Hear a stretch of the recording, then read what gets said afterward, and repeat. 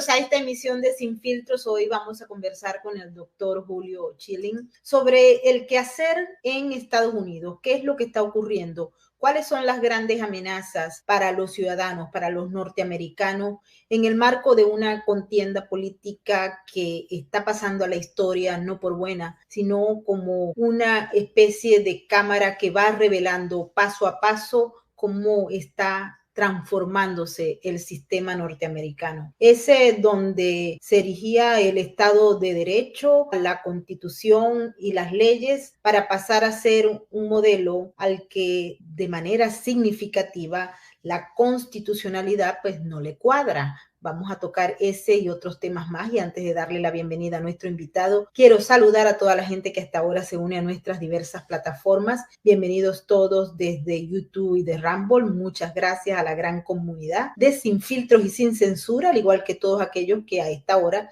se conectan en nuestro space de X. Igualmente a los que nos sintonizan por Facebook, LinkedIn, Twitch y por supuesto a nuestro gran amigo desde España, Distrito TV.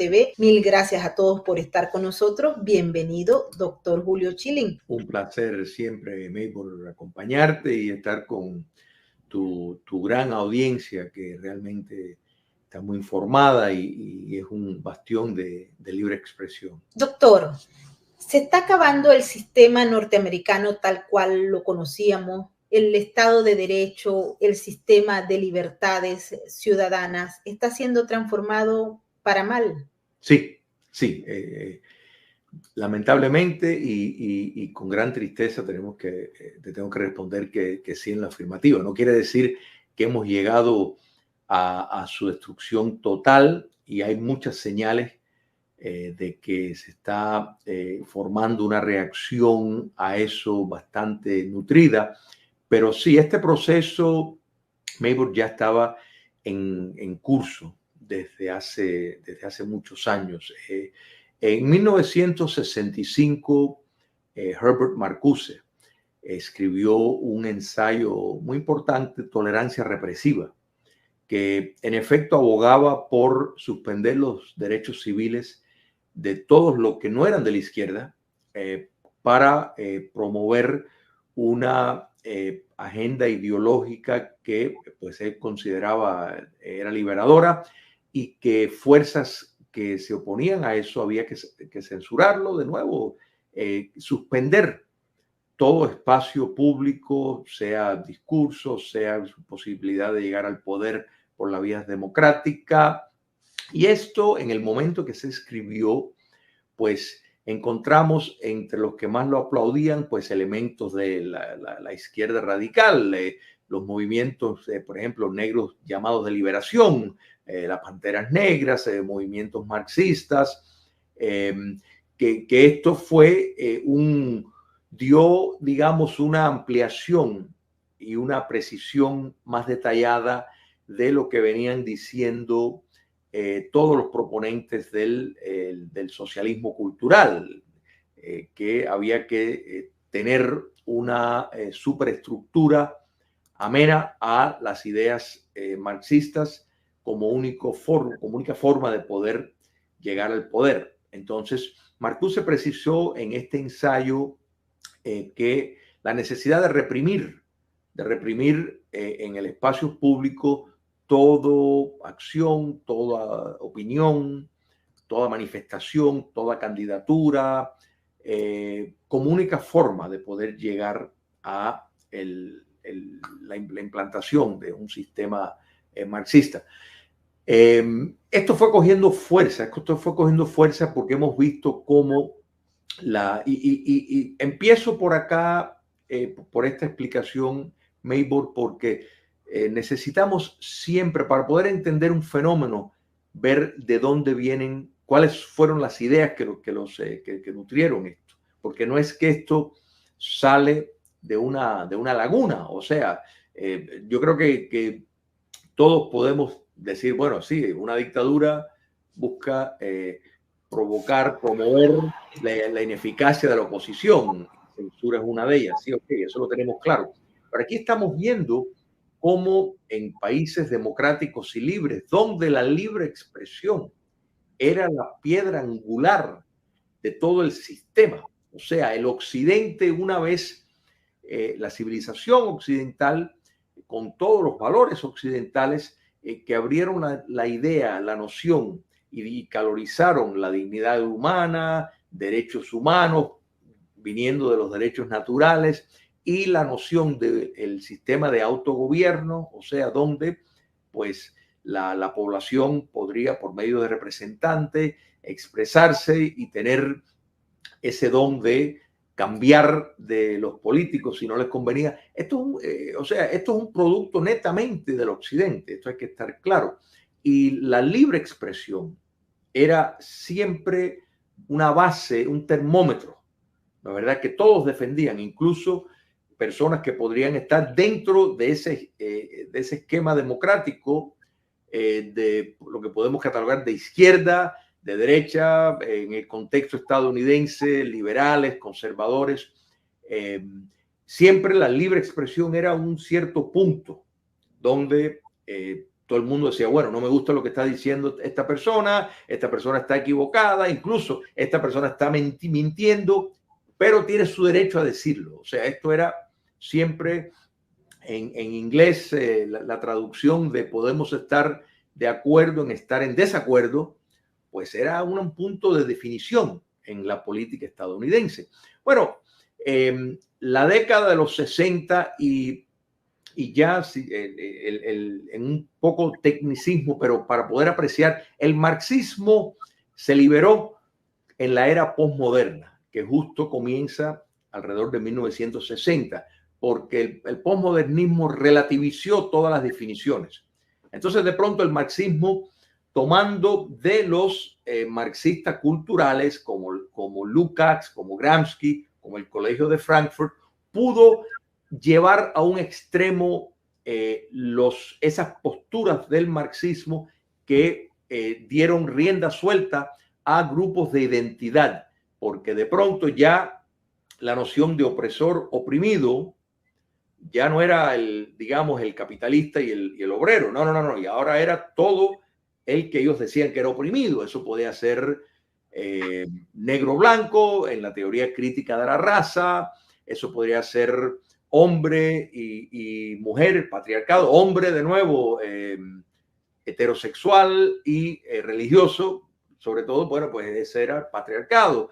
La teoría crítica postcolonial, opresor era el colonizador, el que ellos dicen que es colonizador, y el colonizado, quien ellos dicen que es natural de esa área, que en muchos casos no lo es, como el caso de los palestinos, llamados palestinos. Entonces, hay que entender que todas estas versiones ya llevaban un elemento de radicalización que rechazaba todo concepto de gradualismo. Por ejemplo, en los Estados Unidos, los movimientos de la extrema izquierda radicales con apego a la teoría crítica de la raza rechazaban la lucha de los derechos civiles de Martin Luther King, por ejemplo, porque ese gradualismo ellos lo consideraban que era parte del sistema opresor y que solamente servía para seguir oprimiendo a los negros estadounidenses. Esa es la idea, que había que destruir el sistema, había que derrocar el sistema, transformarlo. Y consideraban que estos movimientos de derechos civiles, lo mismo podemos decir de los derechos civiles para la comunidad gay, por ejemplo, altamente criticado por los promotores de la ideología de género y de la teoría crítica queer, porque la radicalización que ellos buscan es basada en una noción que el sistema es opresivo y, por ejemplo, en el caso de teoría crítica queer, toda actitud sexual considerada normal es opresor. Entonces hay que básicamente tener una sexualización de todo y permitir todo, dar licencia a sexo, no importa las edades, no importa la práctica, no importa público, privado, nada de eso. Entonces esa radicalidad, para poderlo imponer, pues empezaron a promover que había que censurar al oponente. Ya no eres un oponente, eres un opresor. Entonces esta lectura y esta explicación de antesala es lo que lamentablemente explica cómo es que tantas personas, incluso tantos votantes, por ejemplo, del Partido Demócrata, consideran y están bien con que se censure. Tú dices, pero ¿cómo es posible? Bueno, porque consideran que es una avenida, o sea, han comprado el argumento marxista de que es necesario reprimir estos tipos de opiniones que van contrario a lo de ellos, porque esas opiniones son parte de la defensa estructural del sistema al cual ellos quieren derrocar, pueden promoverse.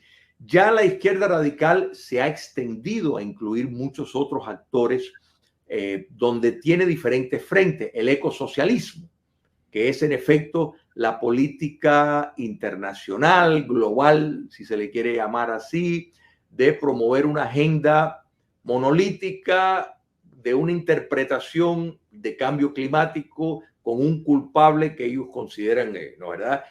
A la respuesta que ellos consideran y el receta que ellos consideran que coincide con básicamente destruir y reformular el sistema de libre empresa para permitir un sistema mercantilista donde la élite ideológica pues es la que estaría en posiciones clave con un poder político centralizado, órganos que responden ya no a las naciones sino a un frente común global. Yo creo que todo esto lo hemos visto en la pandemia del coronavirus, los hemos visto en diferentes esfuerzos para censurar, lo estamos viendo por todas partes, en Europa con el acto de servicios de digital, el DSA, que en efecto busca censurar bajo la mantra de que, bueno, hay que proteger a las personas de desinformación.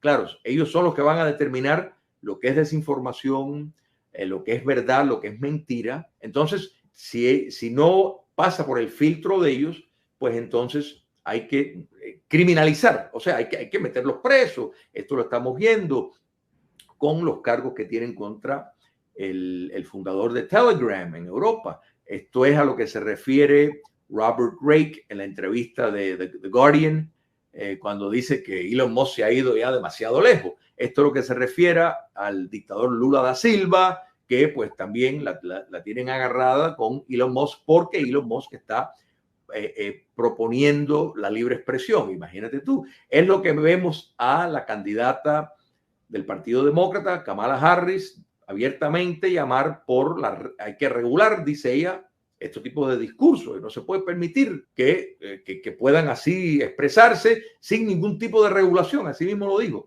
Entonces, esto es alarmante y esto en otro momento parecería un delirio, Maybor. Sin embargo, está ocurriendo y ocurre de nuevo no en un vacío.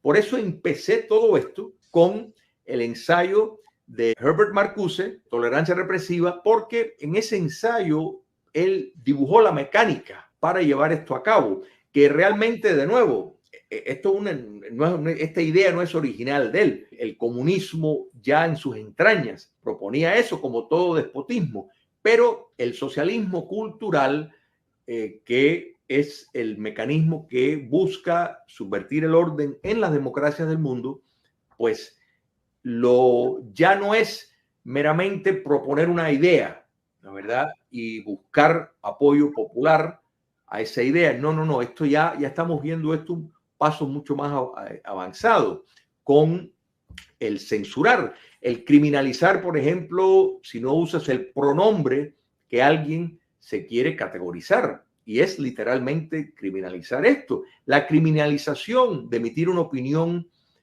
médica que contradecía lo que la Organización Mundial de la Salud, con todo lo que se equivocó, o sea, básicamente si fuera una empresa privada hubieran sido demandadas por mala práctica, por toda su información falsa y errada. Sin embargo, fueron el patrón por la cual, si te desviabas de ese marco, personas perdieron sus licencias de ejercer la medicina, personas fueron llevadas a la cárcel por no obedecer esas órdenes que por un lado permitía que marxistas protestaban en la calle, como Black Lives Matter y Antifa, pero por otro lado no permitía que personas fueran a la iglesia a rezar, ¿verdad? Entonces, todas estas contradicciones, todas estas que quedan marcadas ideológicamente, nos dejan ver del poder y necesario de la censura de parte de una agenda muy oscura que tiene sus raíces claras dentro del marxismo. Y esta unión le podemos incluir, por ejemplo, actores malévolos como China comunista, en la Rusia de Putin, el que es un modelo postsoviético de una transición a un modelo no comunista en el prototipo exacto, pero sí un modelo dictatorial postsoviético que contempla partidos, sin embargo, sin ninguna posibilidad de ganar elecciones, y contiene un sector privado totalmente domesticado. Tiene mucho parecido a lo que podemos decir en América Latina el socialismo del siglo XXI, que también tiene una oposición noble en gran parte de los casos, sin embargo, impotente para poder realmente acceder al poder en elecciones competitivas, más bien son votaciones, tiene un sector privado que está completamente domesticado, todos utilizan la inmigración, o sea, el exportar sus problemas como un arma para destruir el occidente. Eso en los Estados Unidos lo estamos viendo, pero con clarísima óptica. Sé que te estoy tirando muchas cosas, pero yo creo que el problema es tan complejo. Porque yo le quería comentar otra cosa, y lo hemos observado en las manifestaciones pro grupo terrorista Hamas en muchos lugares de los Estados Unidos. Entonces, hemos observado cómo se está mezclando en una causa social u otra, grupos de LGTB+, grupos proislámicos radicales, grupos islámicos que no son radicales, pero también grupos del socialismo del siglo XXI, grupos de la izquierda radical. Es decir, es como un cóctel donde las ideologías son confundidas en base a un tema que es de adoctrinamiento, de la carencia de capacidad para criticar, para interpretar, es decir, de pensamiento crítico. Y creo que cuando uno observa eso, yo escucho los discursos. En Nueva York pues suele haber manifestaciones de este tipo casi todos los días, ahora renovaron, y se observa la disparidad de criterios en unos discursos que están adoctrinados 1000% y que carecen de sentido crítico, y esto es muy peligroso porque cuando se mezclan todas estas izquierdas radicales y otras que son exportadas, como bien lo dice, por países como Cuba o como Venezuela, etcétera, con otra mezcla que no tiene nada que ver, pero se juntan todos, esto hace que los Estados Unidos esté frente a un problema que no se sabe cómo se va a controlar. Es que todo esto, mira, primero la noción de esta defensa de la llamada causa palestina. Yo lo digo llamada causa palestina porque la realidad es que es un invento fraudulento, o sea, completamente fraudulento. Esto es un invento de la Unión Soviética amparada en la teoría crítica postcolonial, que es de nuevo es un desprendimiento de la teoría crítica del Colegio de Frankfurt, o sea, un entendimiento marxista, y porque básicamente ahí habían árabes palestinos, habían judíos palestinos y punto. O sea, la creación del Estado de Israel también facilitó posteriormente Jordania, facilitó una serie de estados de la cual, digamos, la solución de dos estados era Israel y Jordania. O sea, entonces, todo esto de crear de la nada una identidad inexistente previamente palestina que los separa de los jordanos, que los separa de otros países árabes cuando siempre fueron simplemente árabes. Eso fue su factor histórico. Ya esto es una historiografía que fue preparada por ideólogos con el fin de precisar un frente de guerra contra el occidente, que pues Israel es en este caso el rostro del occidente en esa parte del mundo. Entonces por eso es que han alimentado, por eso la insistencia en permanecer siendo una comunidad de refugiados, más allá de que siguen recibiendo, es el grupo que más dinero per cápita ha recibido de órganos públicos internacionales en la historia, insisten en esa condición porque eso les asegura una entrada de dinero. Pero en el contexto de estas manifestaciones que piden abiertamente la censura, o sea, pretenden una imposición, cambio de sistema en territorio estadounidense en cuanto a no dar acceso a estudiantes, a no permitir que emitan opiniones, personas que no se han comprado la gran farsa de la llamada causa palestina. Eso, lo más triste de esto es que esto está avalado por las universidades, o sea, que el mundo académico es el primero, y esto lo digo responsablemente, es el primero que realmente como medida para parar esto hay que reformar, porque se han convertido en centros de entrenamiento de activistas y lo hemos visto ya filtrarse hasta hacia los medios, hacia las corporaciones, estos productos de lo que se viene trabajando de la década de los 60 en esto. Entonces, por supuesto que se unen más allá de lo ilógico de esa unión, porque como tú bien señalas, o sea, ¿qué sistemas más represores que los islamistas contra la comunidad gay? O sea, eso es indiscutible. Sin embargo, uno dice, pero ¿cómo es posible? Bueno, es posible por la vía del socialismo cultural, que les abrió esa puerta ideológica y por el momento los están usando. Por el momento es un acuerdo conveniente utilizar, pero tenemos que resaltar de nuevo el trasfondo de esto es marxista y el marxismo siempre hizo una alianza con el islamismo.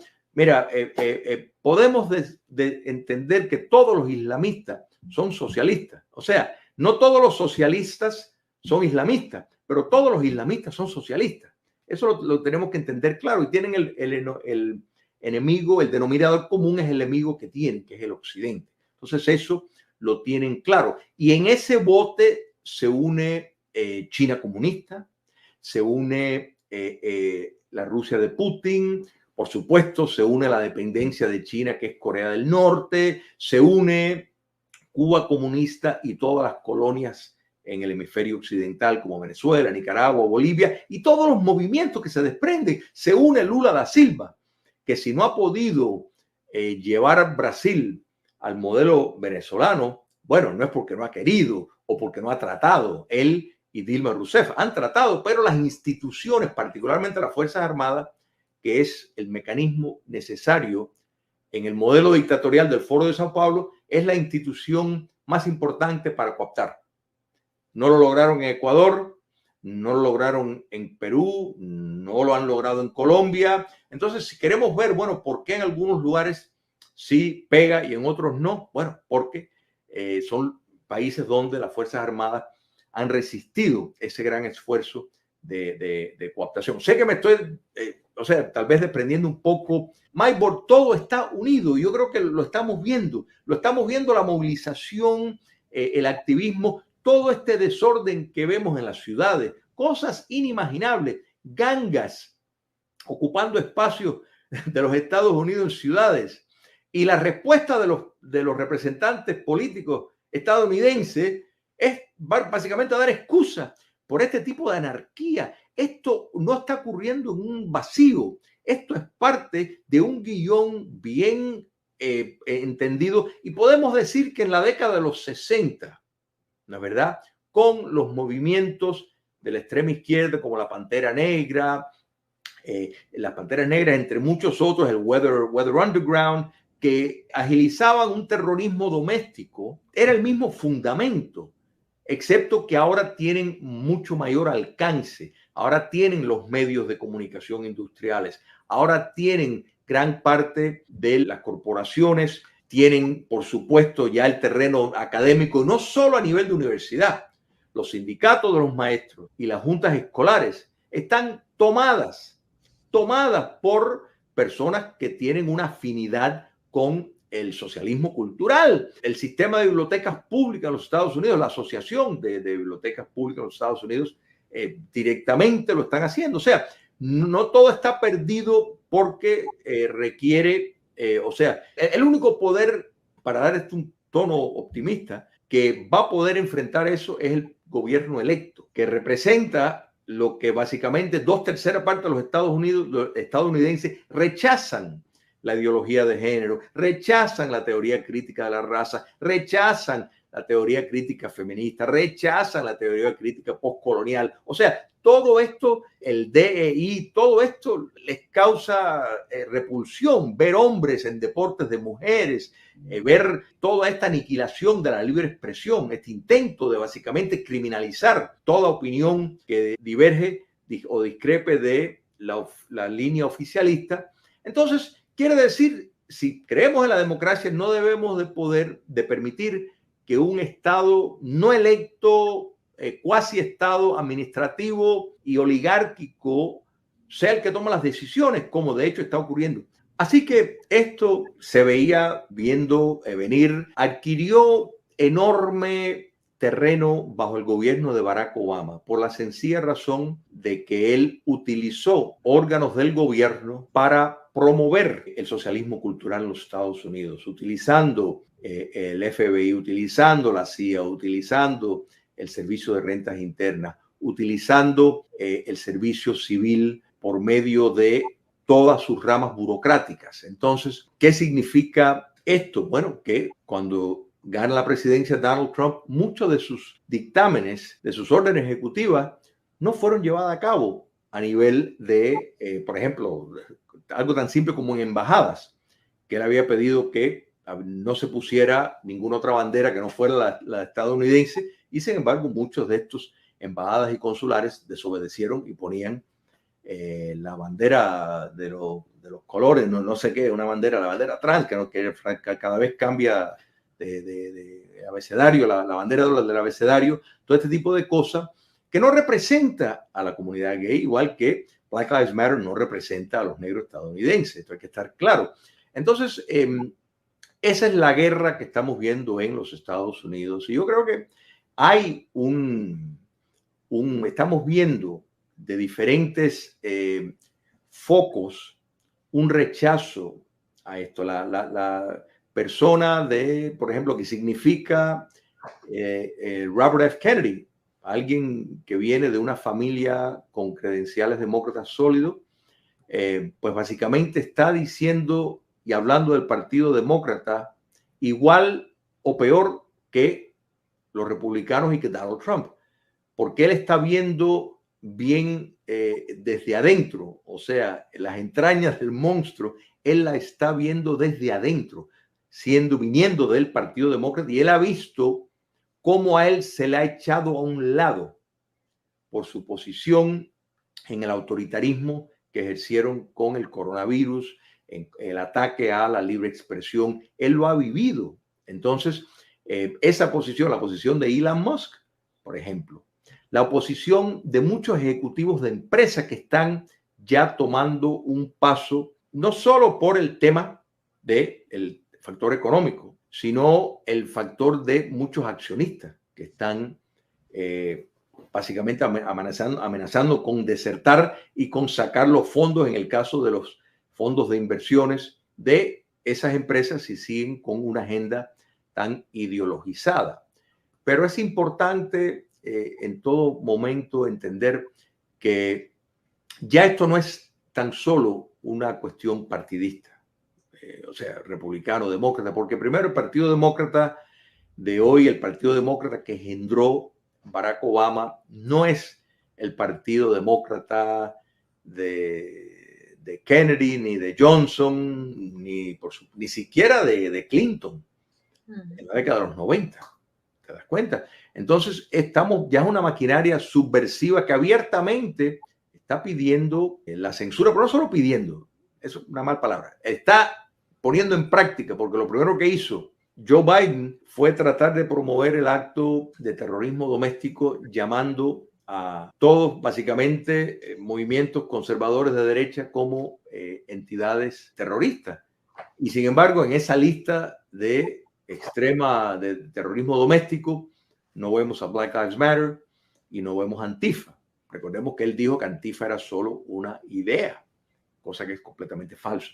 Entonces, esta posición este llamado para censura. Ellos nos están pidiendo, y fíjate que el modelo que quieren seguir es el modelo de Facebook, ¿no es verdad? De Instagram, que es el modelo de censura que ellos conviene. Y claro, con el politeness de decir, bueno, esto viola nuestras reglas de comunidad, como si estuviéramos en un kindergarten.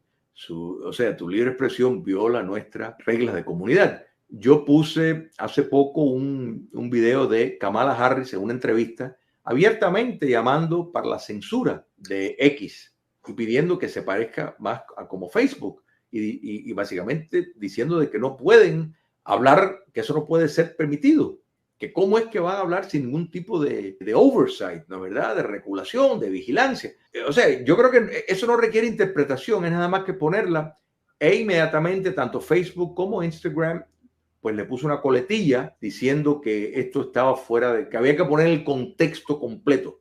Y esta idea de poner un contexto es completamente un concepto postmoderno, porque el postmodernismo nos dice que nada es nada si no lo tenemos en un contexto. Entonces, quiere decir que no hay verdad, no hay mentira, no hay bien, no hay mal, todo es en el contexto en que lo pongamos. Entonces, pues, todo se puede relativizar. Entonces, esa fue la coletilla que me pusieron a ese video, que simplemente lo único que tengo es ella hablando, más nada. Pero ¿por qué ponen eso? Bueno, porque quieren, ya tú ves, promoviendo su posición ideológica. Yo creo que muchas de personas en tu audiencia también han visto estas grabaciones de Alexa, donde le pregunta a Alexa que qué cree sobre la candidatura de Donald Trump y dice, no puedo dar mi opinión acerca de los políticos. Y le preguntan qué cree sobre la candidatura de Kamala Harris y dicen, bueno, que hay muchas razones para votar por ella, porque defiende valores progresistas y para aquí y para acá y para acá. O sea, está haciendo campaña por... Entonces, aquí nos damos cuenta que esto, y yo creo que esto es importante, que entidades e instituciones poderosas como es Microsoft, como es Google, como es Amazon, o sea, tienen una visión ideológica que choca con los valores occidentales. Entre esos valores está la libre expresión. Por eso es que en mi criterio la única alternativa es acción del Estado, que es la única forma que puedes evitar este cuerpo no electo que tiene un enorme poder, para que se obligue. O sea, Google no puede en su búsqueda poner, si tú pones Donald Trump, que las primeras 20 páginas que te van a aparecer ahí va a ser todo negativo. O sea, eso no puede. El control del algoritmo, o sea, son entidades privadas que están utilizando el dominio público. Entonces, ellos no pueden utilizar esas plataformas, tener la protección que tienen contra demandas de la sección 230 y a la misma vez quieren estar en misa y en procesión. Y eso no se puede hacer. Entonces hace falta que universidades que reciben fondos públicos, que es casi todas, pues tienen que tener, tiene que haber un estándar y clases que básicamente son clases de adoctrinamiento, se tienen que identificar como tal. O sea, en cuestiones de educación de primer grado a la secundaria, pues eso bajo ningún concepto se le puede dar la discreción a un maestro que quiera imponer su visión. Y tampoco vale que tú digas, bueno, que presenten los dos lados, porque ¿sabes qué? Van a presentar la versión marxista con gran entusiasmo y el otro con ostracismo y con un repudio que van a tener una presión extraordinaria. O sea, no hay necesidad de, a nivel desde el kindergarten a la secundaria, de estar teniendo temas de adoctrinamiento. En las universidades el campo se puede llevar a cabo de una manera muy diferente, pero hay que haber esa identificación. Cualquiera que quiera estudiar marxismo, magnífico, que lo lea, pero que entienda que eso es lo que está estudiando. No estudio chicano, qué sé yo, que estudio chicano es una versión de la teoría crítica marxista disfrazada para promover una visión ideológica del marxismo. Bueno, entonces debería de directamente ser un curso sobre el marxismo para que las personas sepan exactamente qué es lo que están estudiando, y hay que ver, bueno, ¿para qué te sirve eso? no sé, vas a trabajar en una planta de productos mexicanos. ¿Para qué te sirve eso? Claro. En el mundo real, para nada. Es solamente para llevar y ser un revolucionario. Igual que los estudios postcoloniales, a no ser que tú vayas a trabajar a una universidad en el Medio Oriente, en un país árabe que probablemente 99.9% de los estudiantes no van a querer hacer eso, pues entonces, o sea, ¿qué aporte? ¿Por qué el dinero del contribuyente tiene que estarse malgastando en campañas de embrutecimiento cívico y político? Entonces, hay mucho que se puede hacer. Por ejemplo, el gobernador de la Florida, Ron DeSantis, ha hecho mucho para desmontar el poder de los sindicatos de maestros, de las juntas escolares, del DEI, el enfrentamiento del gobernador DeSantis a Disney, por ejemplo, es un caso muy importante y es una demostración del poder estatal que representa la voluntad popular de los floridanos. ¿Okay? Sí. Hay que estar claro. Entonces, ese enfrentamiento, tomando en cuenta, en el caso de Disney, que básicamente tenía un territorio que eran como un propio país, tenían una cantidad estaban eximidos de un montón de cumplimientos de la ley, pero entonces si van a estar ya promoviendo ideología de género abiertamente, descaradamente, bueno, entonces hay ciertos privilegios si se van a convertir en frentes, en organizaciones de pantalla para promover una subversión marxista, bueno, tienen que ser desvestidos de un carácter de protección del Estado que han gozado por décadas, bueno, ya que están abiertamente en esto, y esa fue la racionalización del gobernador. Entonces, y la Florida no es única, hay otros estados que han pasado medidas importantes, así que yo creo, Maybor, que hay optimismo, pero para concluir la idea tenemos que entender de que esto de nuevo no es simplemente, bueno, Partido Republicano y Partido Demócrata. No. Podemos decir, mira, Donald Trump tiene mucho más en común, tal vez con el Partido Demócrata de la década de los 90, para no irme tan para atrás. La verdad, que lo que es realmente el Partido Demócrata. El Partido Demócrata hoy es básicamente un movimiento de guerra sumamente extremista, que en cualquier otro país directamente tendría la categorización de un partido socialista. Lo que pasa es que acá quieren mantener aún la etiqueta. Entonces, eso es lo que hay que entender. Kamala Harris es un figurín, es simplemente el que está en turno. Por eso es que no se le exige mucho en cuanto a su capacidad intelectual ni nada, porque no hace falta. Por eso tenían al señor Biden. Es irrelevante porque hay una maquinaria detrás de todo esto, de la cual Barack Obama es una figura muy importante en todo esto, pero es todo una corriente, ¿no? Es un cabal que está ahí. Esto no es una conspiración, es una teoría de conspiración. Esto los hechos lo demuestran. Por eso es que ni siquiera tiene una programación el Partido Demócrata de exactamente qué es lo que van a hacer, porque lo de ellos es llegar al poder. El posmodernismo entiende todo como una estructura de poder. Entonces, como ellos consideran que ellos quieren el bien, entonces tienen que llegar al poder y van a mentir. Y bueno, y si no tienen que mentir, simplemente no poner nada, no anunciar nada, no dar entrevistas, no dar debate, no dar nada hasta que la gente vaya simplemente a hablar de cosas lindas, de frases bonitas, mucha sonrisa. Así van a hacer. Si pueden llegar al poder de esa manera, lo van a hacer, porque esa es la idea, llegar al... O si lo pueden mantener, porque se está planteando el mantenimiento del sistema sin ningún tipo de discusión o de debate, porque pues hasta el momento lo que ha salido para discutir son una lista para fijar precios que se parece más al socialismo del siglo XXI que a cualquier país civilizado.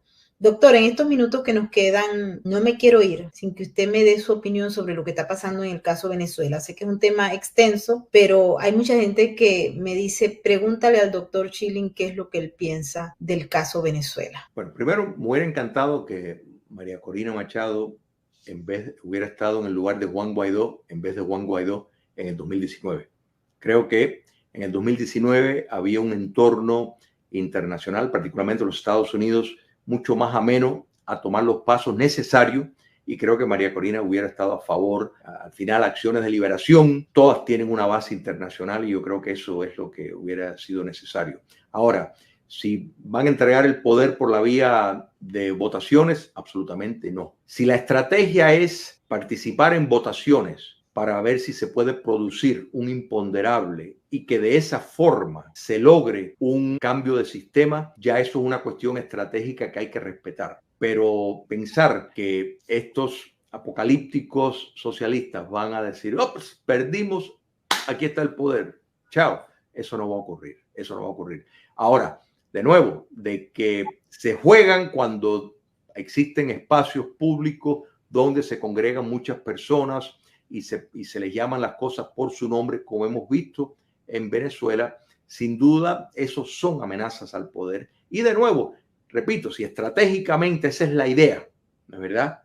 De que eso vaya a desencadenar otro tipo de acto mucho más contundente, pues entonces yo creo que pues es una estrategia que si se diera al caso y quiera Dios que así fuera, pues entonces al final diría, mira, para esto resultó correcto, pero no van a entregar, o sea, la expectativa no debe ser que van a irse así de la nada. Es triste eso, pero es lo que está planteado y más aún con estas alianzas estratégicas que tiene el régimen y que están súper activadas en todo sentido. Doctor, lo vamos a llamar nuevamente para que venga con nosotros porque se están viendo acciones contra órganos o personas vinculadas a Rusia por interferencia en las elecciones de los Estados Unidos, pero no se han hecho todavía señalamientos, al menos que se conozcan con China, por ejemplo, que también tiene un aparato que está trabajando para interferir directamente en las elecciones, al igual que Irán y sus aliados estratégicos en Sudamérica.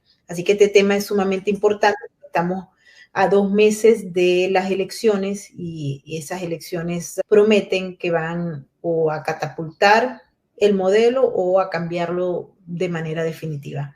Así que mil gracias, doctor, y espero que acepte una nueva invitación para los próximos. Con gusto siempre, Melbourne. Un placer. Un placer, doctor. Y quiero agradecerle a toda la gente que ha estado con nosotros en este programa. Y ustedes vieron al doctor Chilling, que es uno de nuestros expertos, y yo sé que ustedes lo quieren muchísimo porque siempre me preguntan, ¿cuándo lo traes? ¿Cuándo lo traes? Pues ahí está, con su posición sobre este tema que es tan importante y que debemos entender. Lo vamos a traer para que explique esa otra perspectiva, porque el Departamento de Justicia ha hecho señalamientos en función de personas, por ejemplo, vinculada a RT, a Russia Today y a otros medios que estarían interfiriendo, pero también sabemos que en las redes sociales hay un aparataje de cuentas que son creadas por externos, incluyendo a China, a Irán y a Venezuela, en el que participan abiertamente para incitar la polarización en el marco de este proceso electoral de los Estados Unidos. Por ahora nos vamos. Mil gracias a todos por habernos acompañado. Hoy vamos a conversar sobre Españazuela, sobre la venezolanización de España o sobre una España que anda buscando un nuevo parangón, pero que no es el que la historia, la cultura le ha dado, sino otro, diferente, en el que se incluyen una serie de elementos que nos permiten a nosotros observar lo difícil que va a ser para los españoles entender ese nuevo modelo que está proponiendo, impulsando Pedro Sánchez, que es nada menos y nada más que el presidente del gobierno, pero sin una gran mayoría. Y esto hay que tenerlo en cuenta también. Antes de darle la bienvenida a nuestro invitado, que es un gran amigo que nos atiende desde Madrid, un analista político extraordinario, Matías Jove. Vamos a saludar a toda la gente que hasta ahora se une a nuestras diversas plataformas. Quiero mandarle un abrazo a todos nuestros amigos de España. Muchísimas gracias por ese apoyo a nuestro trabajo. Igualmente a todos aquellos que forman parte de nuestra comunidad de Sin Filtros y Sin Censura en Rumble y en YouTube. También a todos los que nos siguen y los que están en este momento conectándose con nuestro space de Twitter, al igual que el resto de nuestras plataformas, Facebook, Instagram, Twitch y todas ellas. Bienvenidos nuestros moderadores, un gran abrazo a todos. Pedro Perlucci está por allí. Muchísimas gracias por estar. Loli Espinosa, Belkis Martínez y todos los que se están uniendo. Pedro Perlucci, feliz tarde. Muchas gracias por estar. Quiero invitarlos a todos para que formen parte de nuestra cuenta de patreon.com/Venezuela Políticas, Realidades sin Filtros. Si ustedes todavía no se han unido también a nuestro canal de Sin Filtros y Sin Censura en YouTube, en Rumble, por favor, únanse y activen la campanita de las notificaciones para que sepan cuánto tenemos nuevos contenidos para ustedes. El tema de hoy es sumamente importante, entre otras cosas. Nosotros los venezolanos tenemos pobladas prácticamente una buena parte de las ciudades de España. ¿Por qué? Porque la gente salió horrorizada del régimen de Maduro y de Hugo Chávez, se fue para la madre patria y ahora que están allá me dicen, ajá, ¿y entonces qué es lo que hacemos ahora? Bienvenido, Matías Joven, muchas gracias por estar con nosotros. Muchísimas gracias a ti, Maybor. Buenas tardes por aquí, buenos días por allá. Es un auténtico honor estar contigo y felicidades por la labor tan estupenda que estás haciendo de apoyo a los demócratas en Venezuela. Ese es prácticamente mi deber y lo hago, Matías, porque estoy realmente convencida que algún día vamos a lograr la libertad. Estoy convencida de eso, no sé cuándo, pero lo vamos a hacer. Lo que sí me...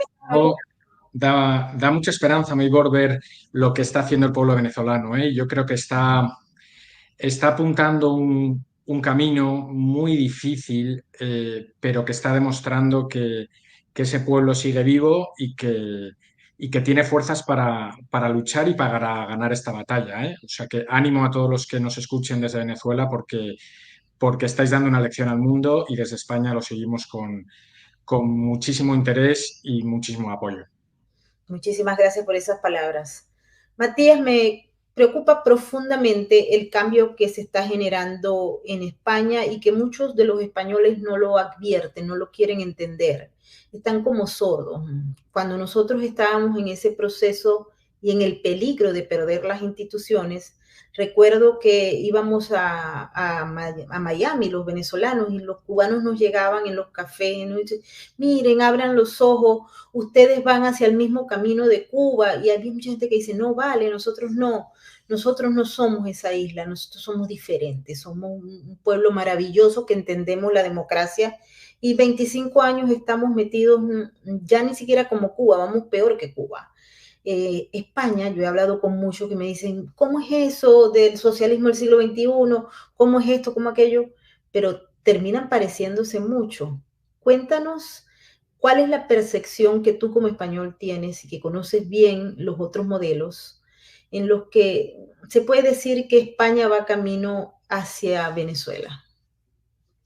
Pues lo que, estás diciendo, nos lo dicen continuamente. Hay 400.000 venezolanos ahora en España, muchos de ellos en Madrid, muchos amigos, y no dejan de pedir una cosa que para los españoles es imposible de creer, ¿no? Y es que España pueda tomar el camino que tomó Venezuela, ¿no? Dicen que ellos vienen del futuro, que a ellos les pasó lo mismo que nos está pasando a los españoles, ¿no? O sea que evidentemente España no es Venezuela, pero también era evidente que Venezuela no era Cuba y era evidente que Cuba no era Rusia, pero todo eso pasó. Y si uno analiza cómo pasó, se pueden encontrar algunos elementos comunes. Y yo creo que sin decir que eso vaya a pasar en España, y esperemos que no pase, sí que yo creo que los españoles tenemos que encender varias alarmas porque la deriva que está tomando el país, sobre todo de deterioro institucional, se parece muchísimo a lo que pasó en Venezuela con la llegada de Hugo Chávez. Yo, siguiendo y conociendo algo lo que pasó en Venezuela, yo creo que España ha dado ya 3 de los 4 pasos que, según mi punto de vista, dio Venezuela para liquidar el sistema democrático. El primero es el rápido deterioro institucional que se ha producido con Pedro Sánchez. En Venezuela tuvisteis las leyes habilitantes, la toma del Tribunal Supremo, el Consejo Nacional Electoral, Y si uno va analizando lo que ha pasado con Pedro Sánchez estos años, uno ve que lo que ha hecho es tomar todos los poderes que en una democracia sana formarían parte de ese sistema de pesos y contrapesos que deberían existir, ¿no? O sea, lo primero es que tomó el Partido Socialista. O sea, tenemos que recordar que Pedro Sánchez, tú has dicho ahora, Maybor, que es el presidente del gobierno sin gran apoyo electoral. Es que eso hay que repetirlo. Pedro Sánchez es el presidente del gobierno de España que ha tenido menos apoyo entre los españoles de toda nuestra historia democrática. Eso explica muchas cosas, pero explica también que su voluntad de poder va mucho más allá de la que le está dando el pueblo español. Y eso pasó primero con su propio partido, que en el año 2016 le expulsa del liderazgo del PSOE porque insinúa que iba a hacer algo de lo que finalmente hizo, ¿no? Que son todos esos pactos con una serie de partidos a los que lo que les unía era un proyecto anti-español, ¿no? Cada uno con su... Eso lo intenta hacer Felipe González, el PSOE responde, le echa del liderazgo del partido, de la Secretaría General, y vuelve a los pocos meses, después de una campaña de movilización radical ciudadana, muy ayudada por los grupos de extrema izquierda, y llega a la Secretaría General. En ese momento, Pedro Sánchez toma el control absoluto de su partido, no hay disidencia interna, controla todos los órganos. De hecho, ahora mismo, este verano, ha anunciado todo un proceso de confederalización de España, que es una mutación constitucional, es una apuesta por una España distinta, que ha encontrado algo de resistencia en algunos varones socialistas y acaba de convocar un congreso extraordinario que lo que va a hacer es limar cualquier vestigio de disidencia. Ese es el punto de partida de Pedro Sánchez. Toma su partido, llega a ganar unas elecciones, hace una coalición con partidos que estaban fuera del sistema. O sea, el Partido Socialista no hubiera imaginado llegar a pactar con Bildu, que son los herederos del grupo terrorista ETA, que mató a muchos también del Partido Socialista, con Esquerra Republicana, que apenas un año antes, un año y medio antes, había dado un golpe en Cataluña, ¿no? O sea, todas esas cosas, y hace una coalición que en España se llamó Coalición Frankenstein, por lo amorfa y antinatural que pudiera ser, ¿no? Entonces, llega a esa mayoría tan extraña y llega al gobierno de España. Entonces, por primera vez tenemos también un gobierno absolutamente cesarista, donde los ministros no mandan. Él ha creado una estructura en Moncloa en paralelo y la política económica, la política exterior, se lleva directamente desde la Moncloa, ¿no? De forma que el ministro de Exteriores ha conocido decisiones importantísimas que afectan a posiciones tradicionalmente mantenidas por España y se ha enterado prácticamente por la prensa, ¿no?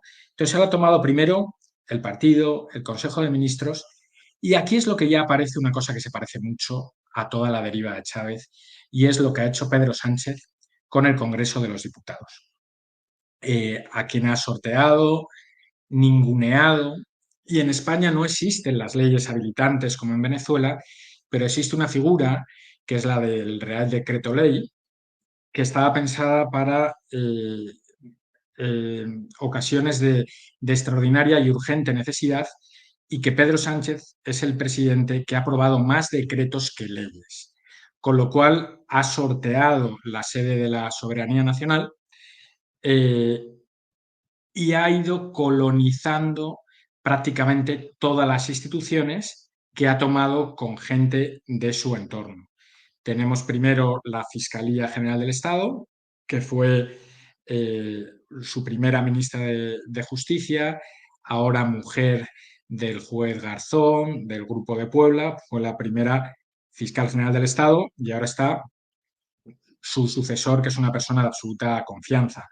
Han tomado el Tribunal Constitucional, han tomado el CIS, Radio Televisión Española, el Tribunal de Cuentas, y así un sinfín de instituciones. Y esta misma semana ha anunciado que un ministro de su gabinete va a ser el próximo gobernador del Banco de España, sabiendo que el Banco de España es una de las instituciones más importantes para fijar la política económica del país por la autoridad que ha tenido durante tantísimos años, sus informes, su servicio de estudios, pero porque también es quien supervisa a las entidades de crédito, a los bancos. Controlar los bancos en España es controlar todo el sector industrial, es controlar los medios de comunicación, porque los bancos son parte de los grandes anunciantes, y es controlar también a los partidos políticos ¿no? que dependen de los préstamos de las entidades financieras, ¿no? Entonces, este movimiento es un movimiento muy preocupante en esa deriva sanchista por controlar absolutamente todos los resortes del poder. Entonces decía, primer paso es un poco el deterioro institucional. En España se han cargado a Montesquieu la división de poderes. El presidente del gobierno ha comprado ese relato impulsado por el Grupo de Puebla, que es el del lawfare, y vemos al presidente y a ministros hablando y contando una narrativa como si los jueces españoles, democráticos, fueran una suerte de herederos del franquismo y persiguieran a la izquierda, ¿no? Entonces, eso que digo, a lo mejor en Venezuela suena conocido, en España sería impensable hace apenas 3 años, ¿no? Entonces, esa deriva de deterioro institucional no solo se ha producido, sino que podemos decir que España ya ha avanzado y podemos poner un check en ese primer paso, ¿no? El segundo paso, que a mí me recuerda mucho también a la situación de Venezuela, es la creación de un esquema asistencial. Que como en Venezuela, ¿no? con las misiones, con toda la creación de prestaciones sociales, ¿no? con ese populismo en el gasto público, se cree una masa social de ciudadanos suficiente que sea dependiente del poder. En España, el gobierno de Pedro Sánchez ha creado nuevas prestaciones sociales, una que se creó en la pandemia es el ingreso mínimo vital, ha disparado el gasto en pensiones, ha creado muchísimo empleo público y ha regado con subvenciones toda una red clientelar de organizaciones vinculadas a movimientos llamados de izquierdas, ¿no? Hablo de movimientos ecologistas, feministas, creando una suerte de ejército ideológico dependiente también del gobierno, ¿no? De forma que ahora mismo en España, por primera vez, hay más gente mayor de 18 años percibiendo una prestación que trabajando. Esa es la situación peligrosísima en la que nos encontramos ahora y yo creo que podemos hacer un check también, ¿no? En ese segundo paso que se dio en el chavismo y yo creo que también ha dado Pedro Sánchez, ¿no? Y la tercera, que yo creo que también es muy relevante, es que Pedro Sánchez ha intentado y en gran parte ha logrado crear todo un engranaje de propaganda institucional capaz de crear una realidad paralela, ¿no? O sea, ellos han renunciado a la realidad y lo importante es el relato, ¿no? La narrativa. Y controlan Televisión Española, que en España es un medio de comunicación esencial. Se han hecho con el grupo Prisa, que fue un grupo que en el año 2016 pidió la salida de Pedro Sánchez y lo dominan absolutamente. Es el grupo de comunicación más importante en España, que tiene El País, que tiene la cadena SER y sobre todo ha hecho dependiente a todos los medios de comunicación en España, haciendo que el Estado se haya convertido en el primer anunciante español. Ha multiplicado por 5 el gasto en propaganda respecto a los presupuestos generales que él se encontró y está en una situación en la que los medios de comunicación dependen absolutamente del sanchismo, ¿no? Esto hace o le permite, por ejemplo, o sea, Hoy las noticias que estamos leyendo en España pues son un presidente del gobierno que tiene a su mujer y a su hermano imputados, a quien era su secretario general y su número dos, hoy en un escándalo de la contratación de una prostituta durante sus viajes por medio planeta. Y entonces sale ayer ante los medios de comunicación diciendo que le ha cambiado la corrupción por la limpieza. Y estoy convencido de que hay muchos españoles que eso se lo pueden creer porque viven en ese pseudoentorno, ¿no? Esa realidad paralela que creo que podemos denunciar, pero que existe, porque han sido capaces de crear esa realidad alternativa donde están instalados un grupo muy importante de españoles, ¿no? Entonces, esa es la situación que se vive ahora en España. El cuarto pilar, que yo creo que es el más peligroso y el definitivo, y que vimos que en Venezuela se produjo tarde, desde luego después del golpe de Estado de 2002, y yo creo que después del año 2007, eso lo sabes tú mejor que yo, Maybor, pero cuando Cuba se adentra en todo el sistema policial y de control social, es un paso posterior, definitivo, que yo creo que todavía en España no se ha dado, y que yo espero que no se dé nunca, ¿no? Pero si se diera, se daría ya con unas instituciones absolutamente tomadas por el sanchismo, con unos medios de comunicación y una sociedad con extraordinarias dificultades de defenderse en materia de opinión pública y con una gran parte de la población dependiente ¿no? de ese poder, de ese gobierno a quien tendría que hacer frente, ¿no?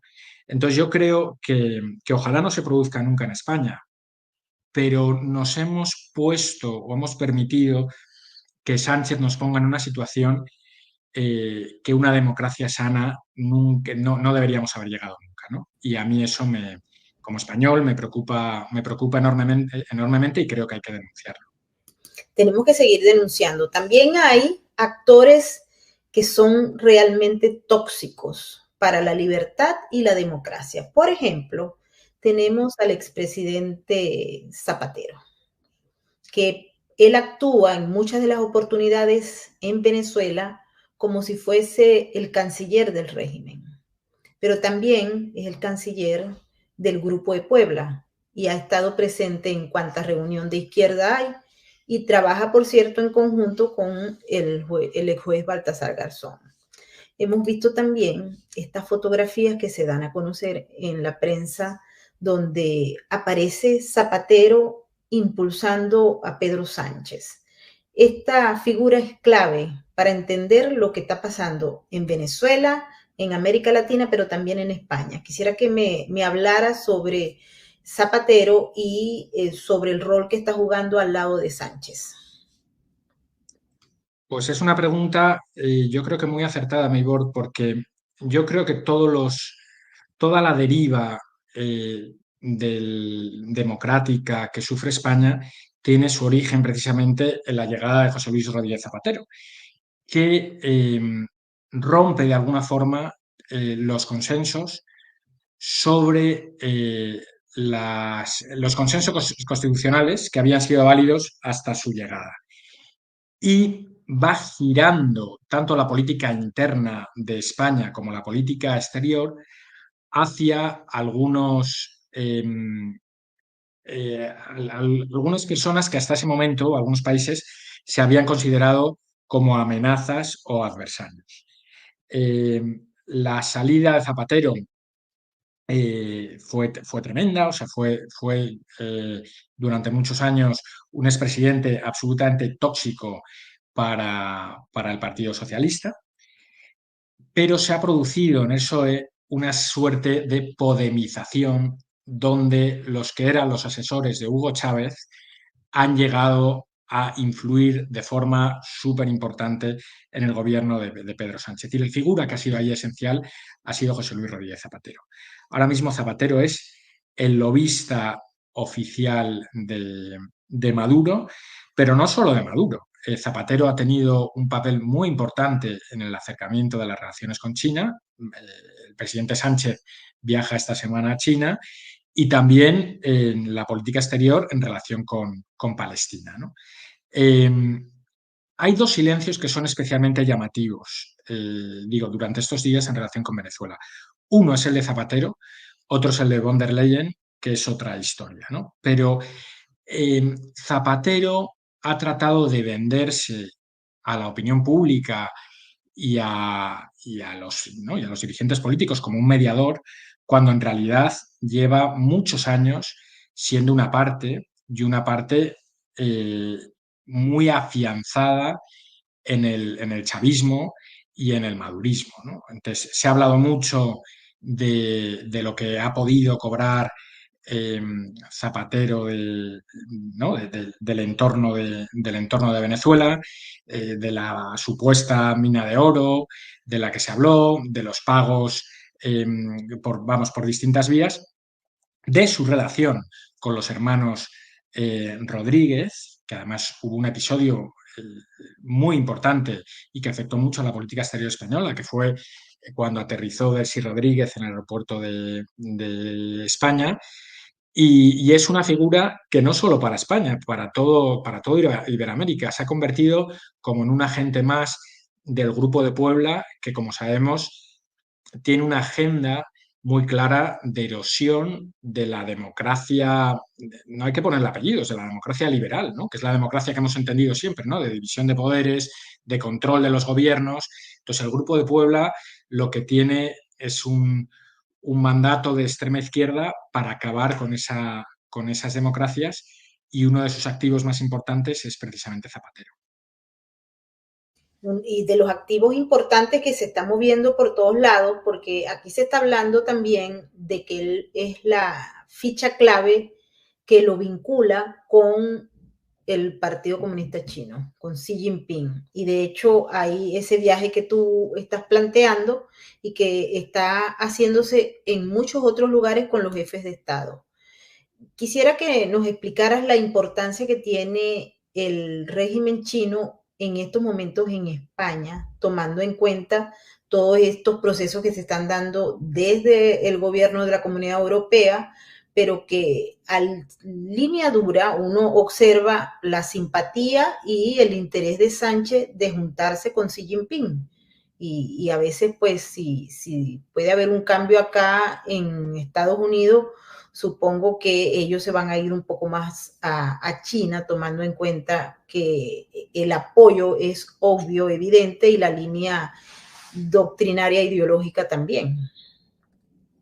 Efectivamente, China, o las posiciones de China en España, como en muchísimos otros países, se han disparado durante los últimos años y vemos su presencia en empresas estratégicas, un incremento de sus inversiones.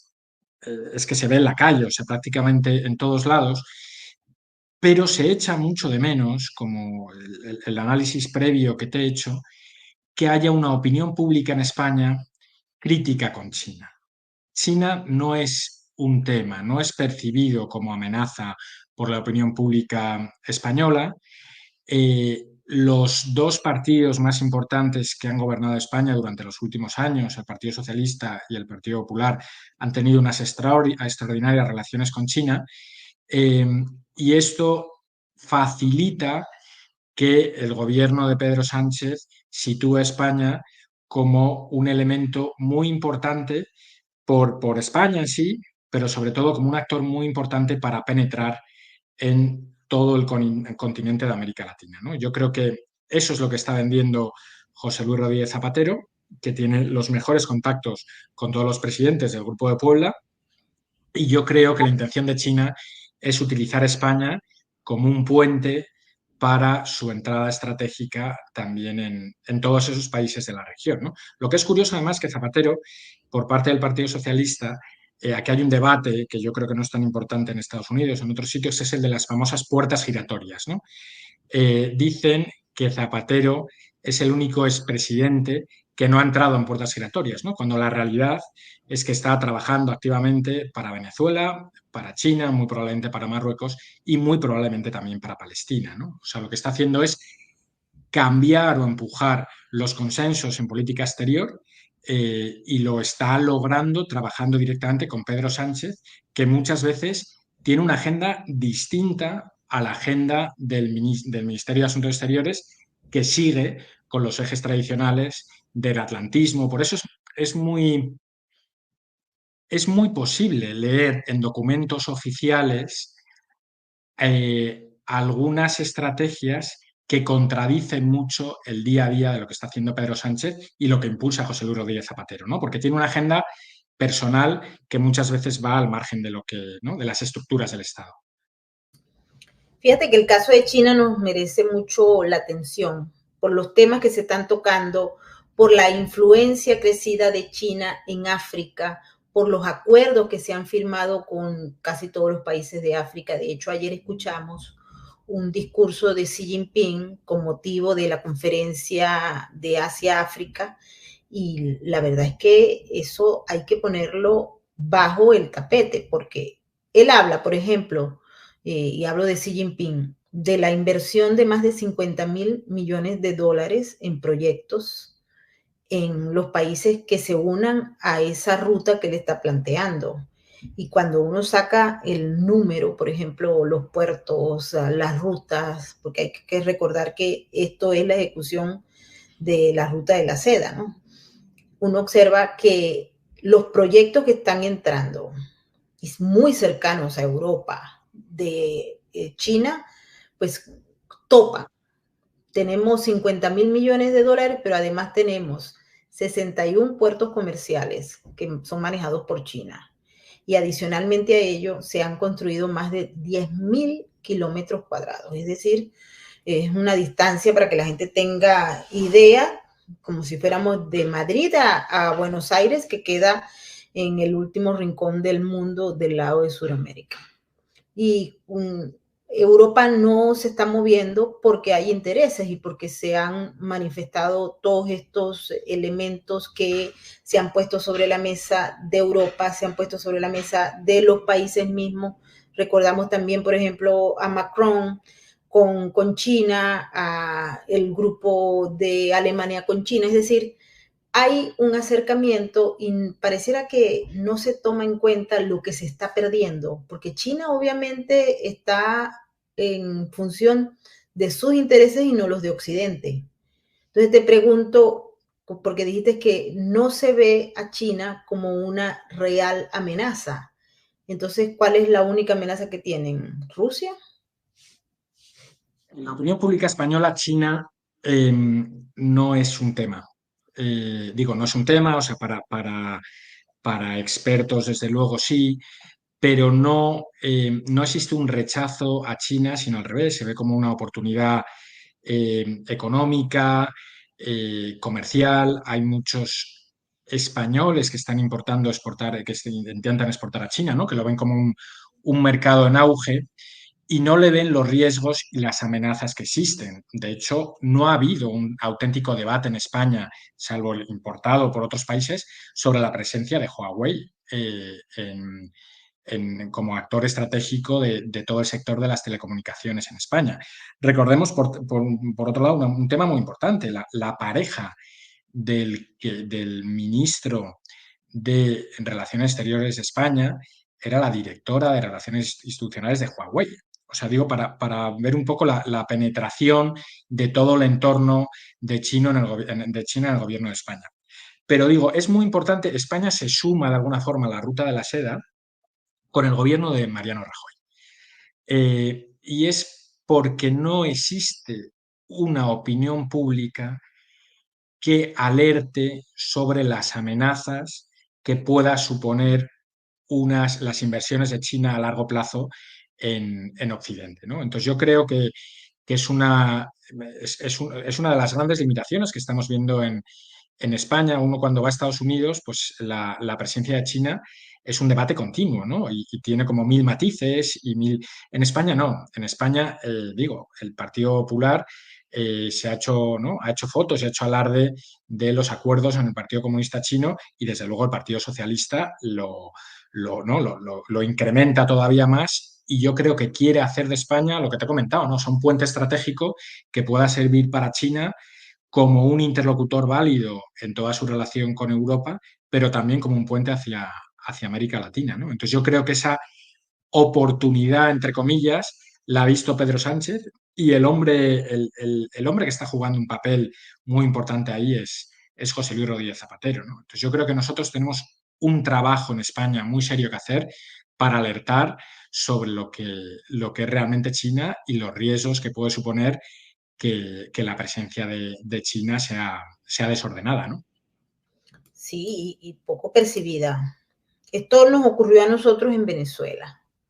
Y hoy en día, uno de los pilares fundamentales por los cuales Maduro sigue atado al poder es China. Hay gente que no lo quiere reconocer, pero es así, es China. Yo nunca había visto, Matías, una diplomacia china que se caracteriza por ser más bien como silente, como dejar andar las cosas, ahora defendiendo a Maduro y defendiendo su triunfo por el lugar estratégico que ocupa Venezuela en Sudamérica frente a los Estados Unidos a escasas 2 horas, y ellos por supuesto no quieren soltar ese pedazo de tierra que tienen controlada con esta gente del chavismo. Y suena raro, pero aquí en Estados Unidos en estos momentos ha crecido la preocupación, no solamente producto de los movimientos que ha dado China, el movimiento que se está dando a través de los BRICS, etcétera, que están incorporando nuevos miembros, que están incorporando posiciones importantes y están integrando los países que tienen más reservas de petróleo, de gas, etcétera. Pero también está el tema de la infiltración. No sé si te comenté, pero acá en estos momentos hay un juicio bien interesante porque funcionarios del Partido Comunista Chino infiltraron la gobernación de Nueva York, como otras ha ocurrido, ¿no? O sea, han infiltrado el Congreso, la Casa Blanca y varias gobernaciones, pero en esta oportunidad las personas que estaban infiltradas hacían hasta el cambio de narrativa, es decir, decidían qué iban a hablar y qué no iban a hablar, y eso es peligrosísimo, Matías. No sé y espero que en España eso no ocurra, porque si ocurre, pues estamos bien mal, ¿no? Porque ahí estaríamos hablando de que Occidente perdió, Occidente perdió. Pero sí me llama mucho la atención que no sea un objeto de preocupación por parte de la gente, porque si nos decían aquí uno de los amigos que está metido desde España, en el super chat nos dice, bueno, es que esto no llega, no llega, la información no llega a la gente. ¿Por qué? Por lo que tú has dicho, los medios son cajas de resonancia de la misma narrativa que crea el régimen, que crea el gobierno. Entonces así es imposible que la gente se entere, y los medios independientes con las nuevas leyes, que quisiera que me comentaras esto, porque hay mucha gente que tiene miedo ya, porque la ley va dirigida al periodista que habla, ¿no? Efectivamente, no sabemos todavía cómo va a ser la ley, pero sí sabemos cómo ha sido la amenaza de Pedro Sánchez. Y la amenaza ha sido muy clara. Entonces, Pedro Sánchez ya controla los medios a través de la publicidad institucional y ha empezado a hablar ya de algo que él ha dominado, los pseudomedios y la fachosfera, que básicamente es la distinción en los medios entre lo que serían como medios rigurosos y medios que de alguna forma sean respetuosos con el poder, y aquellos medios que serían susceptibles de ser perseguidos porque generarían desinformación. Entonces, ya se han señalado medios de comunicación y estamos a la espera, ¿no?, de a ver cómo es la letra de esa ley. Pero solo la amenaza es suficiente. Eso en Venezuela lo sabéis muy bien, ¿no? O sea, todos aquellos años de la autocensura, ¿no? Se crea un clima de terror en los medios de comunicación, en los que temen pasarse de la raya porque eso los puede acarrear consecuencias, ¿no? Entonces yo creo que estamos ahora mismo en esa fase y que puede ser, y que puede ser peligrosísimo, ¿no? Esa va a ser un poco el otoño que vamos a tener. Entonces, Pedro Sánchez ya ha apuntado quiénes son los enemigos y lo que vamos a ver ahora es si les va a controlar directamente o les va a controlar con amenazas, ¿no? Esa es la parte que tenemos que ver ahora cuando salga la ley. Pero desde luego, el cuarto poder en España está tremendamente debilitado porque los medios de comunicación sufren una crisis muy grave financiera, donde están dependiendo directamente del gobierno o de empresas que son muy dependientes del gobierno, y eso hace bueno, que un cuarto poder sano, capaz de hacer oposición al gobierno, pues esté debilitado y dependamos mucho pues, de las redes sociales y los medios muy pequeños, ¿no? Que son esos pseudomedios a los que se ha referido Pedro Sánchez. Matías, también hay otro tema que es sumamente importante para entender este movimiento que ha dado Sánchez con éxito, porque hace un año él perdió las elecciones y ahora él sigue siendo el presidente por esas asociaciones estratégicas que tiene con unos partidos políticos que están vinculados directamente al chavismo. Primero fue Podemos, luego vino la señora Díaz, etcétera, etcétera. Pero el tema aquí, y quisiera que lo analizáramos, es la oposición. La oposición que puede, en el caso del régimen venezolano, tiene una oposición utilitaria, que la tienen todos los regímenes, y que pues permite legalizar o no, legitimar o no algún evento del régimen, y los que no son legítimos, pues al régimen le importa un pepino, como por ejemplo el fraude electoral, pero siempre hay en los regímenes de esta naturaleza un grupo opositor que está al servicio del régimen y no de la gente. Y hay otros que son reales opositores, pero que empiezan a callarlos primeramente, a judicializarlos, a ponerlos en la picota y a romperles su reputación. Muchas veces, en el caso de Venezuela, los asesinan, los ponen en la cárcel o simple y llanamente se tienen que ir al exilio. En el ámbito de ahora, ¿cómo está ese grupo opositor, que yo sé que son muchos, ¿no? Pero hablo en general a Sánchez. Pues hay que entender aquí, o sea, España desde la Constitución de 1978, desde la transición, el poder, o sea, los gobiernos han girado en torno a dos grandes partidos. Y dos grandes partidos que compartían una serie de consensos. Y el primer consenso era eh, haber descartado absolutamente el comunismo, ¿no? Era una, y se aceptaba pues la economía social de mercados, se aceptaba una serie de consensos que nadie había discutido, ¿no?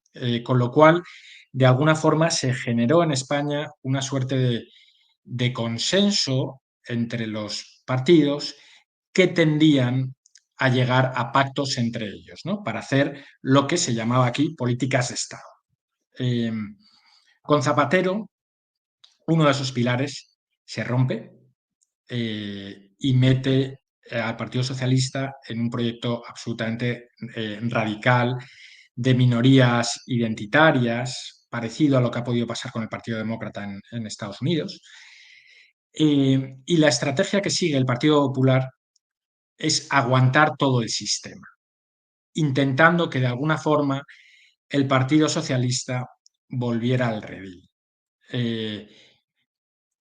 suponiendo que sigue existiendo ese Partido Socialista. Mi tesis es que ese Partido Socialista ya no existe y la estrategia del Partido Popular, que intenta de alguna forma llegar a acuerdos, está intentando llegar a acuerdos con alguien que está fuera del sistema, ¿no? Con lo cual le lleva a esa oposición también a asumir un sistema distinto o a engañar a su proyecto y a sus votantes, ¿no? Entonces tenemos ahora mismo en la derecha al Partido Popular y un nuevo partido que todo el mundo conoce, que es Vox, que nace en origen precisamente por el desplazamiento del Partido Popular y la asunción por parte del Partido Popular de todos los dogmas, de esos nuevos dogmas que con el Partido Socialista había ido generando en la opinión pública, ¿no? Entonces, ahora mismo tenemos una oposición absolutamente dividida y que creo que no hay ninguna forma de dar un paso más adelante hasta que se asuma la realidad. Y es que la España de 2000, iba a decir 2006, no es la misma que la España de 2024, ¿no? Y que se han producido una serie de cambios y que el proyecto del Partido Socialista es un proyecto para cambiar la España constitucional que votaron los españoles, ¿no? Y que es el fundamento de la, que es el fundamento de la convivencia entre los españoles, ¿no? Entonces, hay una, a corto plazo, yo creo que hay una gran dificultad para que esos partidos se pongan de acuerdo porque son dos proyectos diametralmente distintos. Muy distintos. Y también está el tema de la Agenda 2030, que es impulsada no solamente por el gobierno, sino también por la Comunidad Europea y por muchos otros grupos, y eso trasciende la cultura del español tradicional. Es decir, como tú bien dices, se está cambiando España y por lo general este tipo de proyectos de carácter ideológico van a la psiquis del colectivo y tocan la cultura. Y cuando tocan la cultura es muy complicado revertir el proceso. Hay una batalla cultural internacional, hay mucha gente que está trabajando, bueno, estamos trabajando para revertirlo, no sabemos si lo vamos a lograr, pero lo estamos haciendo con mucho ahínco para evitar que se produzca una sustitución de una cultura por otra y por ende enterrar así a Occidente y todos nuestros valores y principios. En España he visto, suelo ir mucho a España, Mati, y veo cómo el tema de lo que es la educación, el sistema educativo, se ha venido adoctrinando mucho. Yo creo que una de esas vertientes es la que nosotros tuvimos cuando nosotros estábamos en Venezuela, la fusión del marxismo cultural, del leninismo, en todas las esferas de estudio, fue increíble y era muy difícil salir a flote si tú tenías una posición diferente desde el punto de vista intelectual, digo. Por supuesto que no desde el punto de vista ya físico y el manejo de la universidad, pero allá yo veo que hay mecanismos de radicalización y creación de instrumentos legales que obligan prácticamente al sistema a cambiar así no quiera.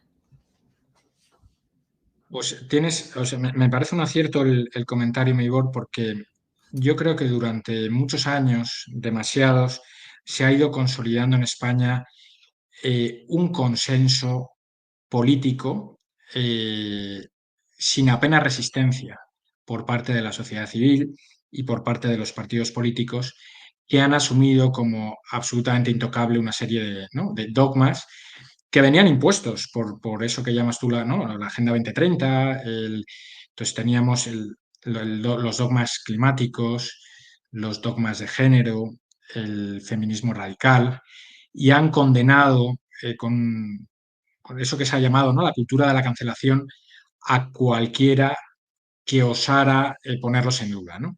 Entonces, eso ha sido durante muchísimos años, se ha consolidado, pero se ha consolidado de forma muy fuerte. O sea, si uno lee las memorias de las principales empresas españolas, su justificación, su relato sobre lo que hacen está fundamentado siempre en la Agenda 2030, ¿no? En todos esos principios. Entonces, eso es porque el dinero tiene aversión en general al rechazo y al riesgo, ¿no? Y es porque asumen que eso es lo que deben hacer, ¿no? Ese es el establishment y el consenso, ¿no?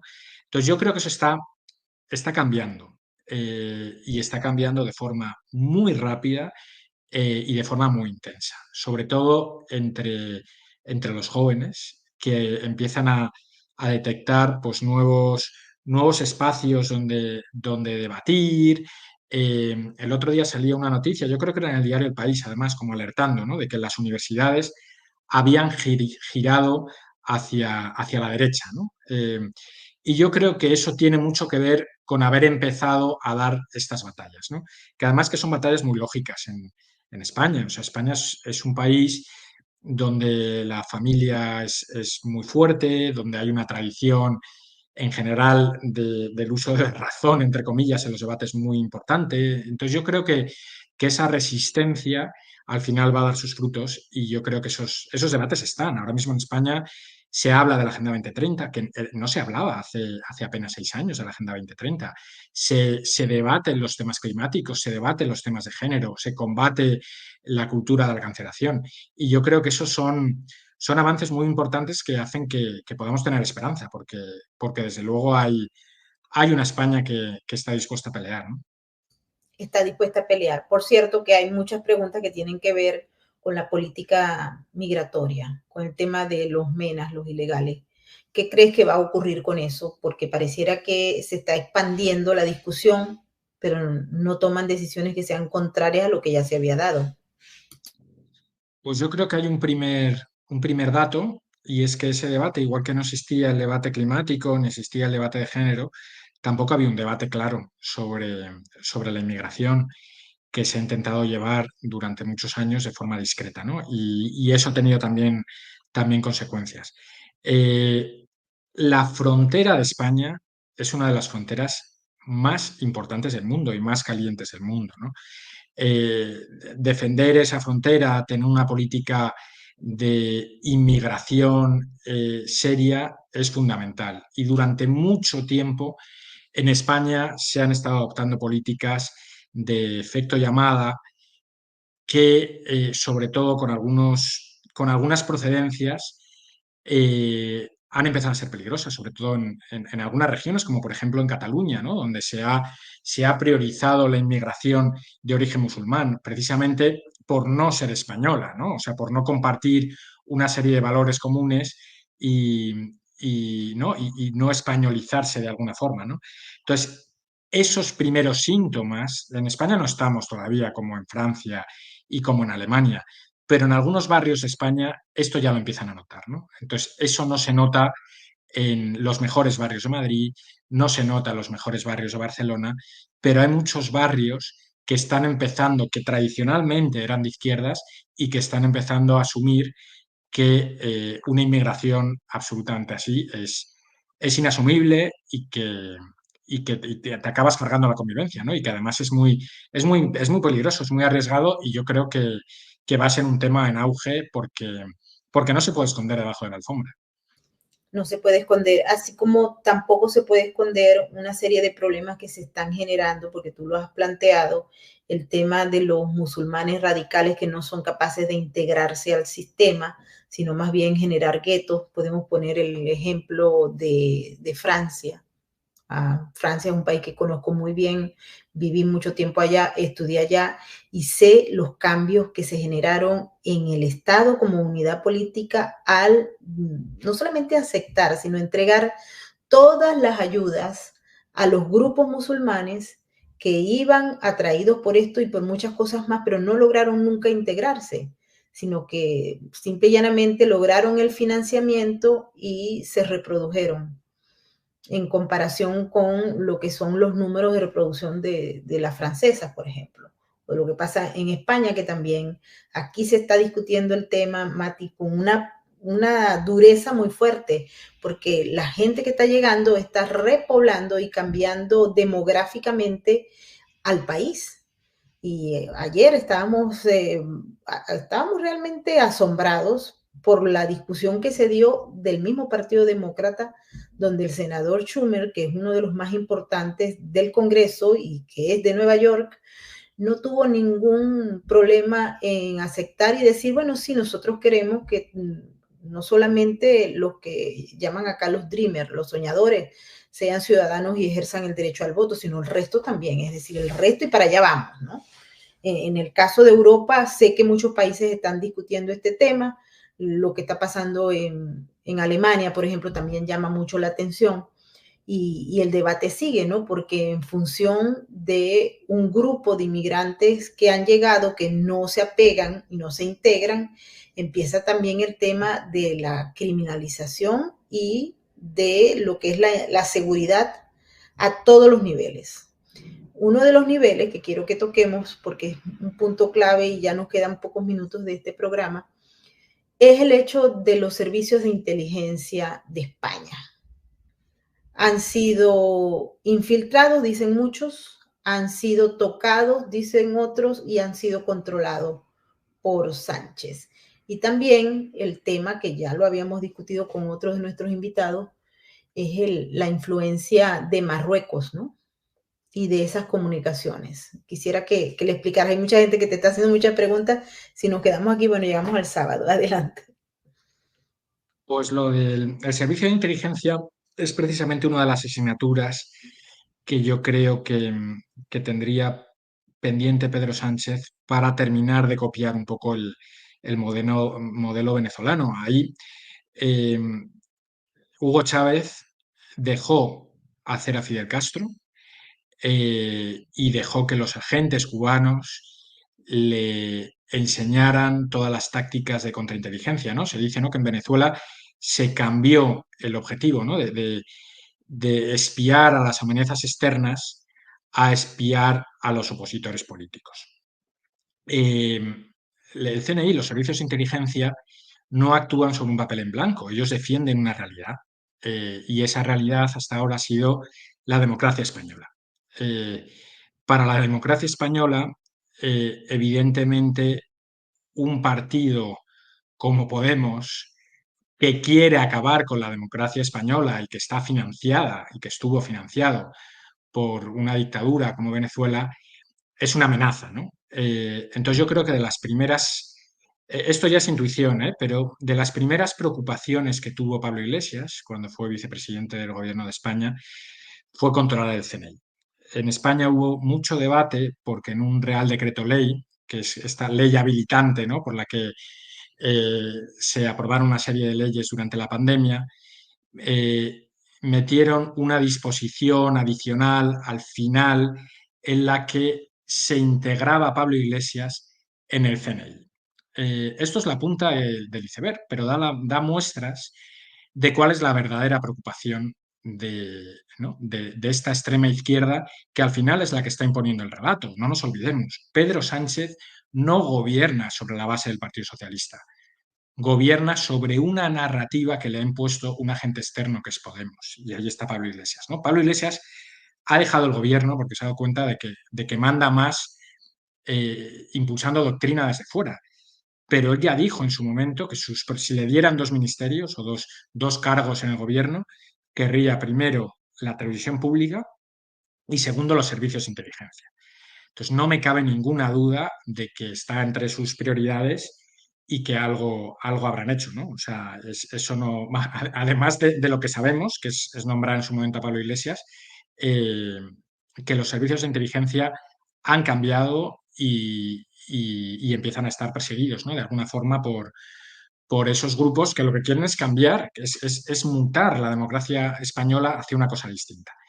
Y luego el tema de Marruecos es interesantísimo porque